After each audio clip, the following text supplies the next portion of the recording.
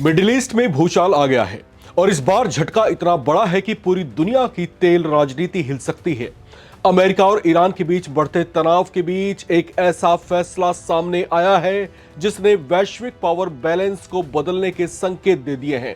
United Arab अमीरात यानी UAE ने 60 साल पुरानी तेल राजनीति को चुनौती देते हुए ओपेक और ओपेक प्लस से बाहर निकलने का ऐलान कर दिया है।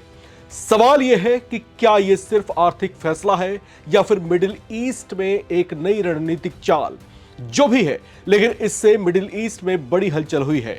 ओपेक यानी वो संगठन जो दुनिया के तेल की सप्लाई और कीमत तय करता है, जिसके पास लगभग 80% ग्लोबल ऑयल रिजर्व का कंट्रोल है।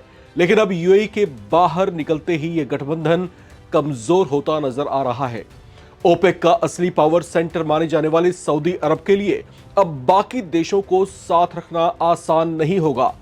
और याद रखिए, ओपेक प्लस में रूस भी शामिल है।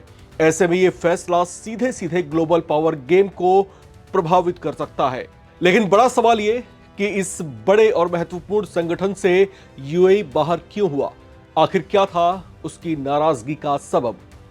दरअसल यूएई लंबे समय से ओपेक से ज्यादा प्रोडक्शन कोटा मांग रहा था, क्योंकि उसकी क्षमता ओपेक की सीमाओं से कहीं ज्यादा है। लेकिन जब उसकी बात नहीं मानी गई तो उसने सीधा खेल ही बदल दिया। यानी अब यूएई अपनी मर्जी से तेल उत्पादन बढ़ा सकता है और यही चीज बाजार में हलचल मचा रही है। यूएई लंबे समय से ओपेक के उत्पादन प्रतिबंधों से परेशान था। हालांकि उसने ओपेक और ओपेक प्लस को छोड़ने का फैसला सऊदी अरब के साथ जारी विवादों के कारण किया है। ये दोनों देश कई मोर्चों पर आमने सामने हैं। सऊदी अरब ने यूएई पर अपनी सुरक्षा को गंभीर खतरा पहुंचाने का भी आरोप लगाया है। इससे आशंका जताई जा रही है कि दुनिया में तेल को लेकर संकट और ज्यादा गंभीर हो सकता है, जिसका असर भारत पर भी पड़ सकता है। वहीं यूएई के इस फैसले को खाड़ी देशों में फूट के तौर पर देखा जा रहा है। ओपेक और यूएई के बाहर होते ही ग्लोबल ऑयल मार्केट में भूचाल सा आता दिखाई दे रहा है।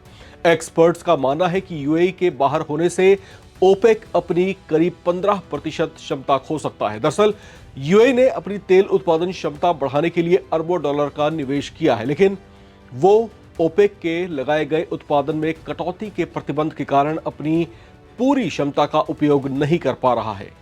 इससे उसकी राजस्व क्षमता घट रही है, जो वो ज्यादा तेल बेचकर बढ़ाने की कोशिश में था। ताजा आंकड़ों के मुताबिक यूएई लगभग 2.9 मिलियन बैरल प्रतिदिन तेल का उत्पादन करता है। हालांकि हॉर्मुज स्ट्रेट के बंद होने से उसकी उत्पादन क्षमता प्रभावित हुई है। यूएई की वर्तमान क्षमता 4.85 मिलियन बैरल प्रतिदिन है, लेकिन उसका लक्ष्य 2027 तक 5 मिलियन बैरल प्रतिदिन तक पहुंचने का है। ऐसे में ओपेक से बाहर निकलने के बाद यूएई अब बिना किसी कोटा प्रतिबंध के अपनी इस पूरी क्षमता से तेल उत्पादन कर सकेगा। अब सोचिए, अगर यूएई फ्री होकर ज्यादा तेल बाजार में लाता है तो कीमतें गिर सकती हैं, लेकिन अगर यही मिडिल ईस्ट में तनाव बढ़ा तो तेल की कीमतें आसमान भी छू सकती हैं। अब मिडिल ईस्ट की ये बड़ी हलचल भारत के लिए मौका है या फिर खतरे की घंटी, इसको समझते हैं। एक तरफ स्ट्रेट ऑफ हॉर्मुज में तनाव, दूसरी तरफ यूएई का ओपेक से बाहर निकलना। ये दोनों फैक्टर्स मिलकर कच्चे तेल की कीमतों में भारी उतार चढ़ाव ला सकते हैं। लेकिन अगर यूएई प्रोडक्शन बढ़ाता है तो भारत जैसे देशों को सस्ता तेल मिल सकता है। और याद रखिए, यूएई भारत का तीसरा सबसे बड़ा ट्रेड पार्टनर है और एक बड़ा निवेशक भी है। भारत अपनी जरूरत का लगभग 85% कच्चा तेल आयात करता है। इसलिए ओपेक में होने वाली कोई भी हलचल सीधे भारत की अर्थव्यवस्था को प्रभावित करती है। अगर यूएई ओपेक के कोटा सिस्टम से बाहर होकर तेल उत्पादन को बढ़ाता है तो इससे अंतर्राष्ट्रीय बाजार में कच्चे तेल की कीमतों में कमी आ सकती है। इससे भारत में पेट्रोल और डीजल सस्ता हो सकता है।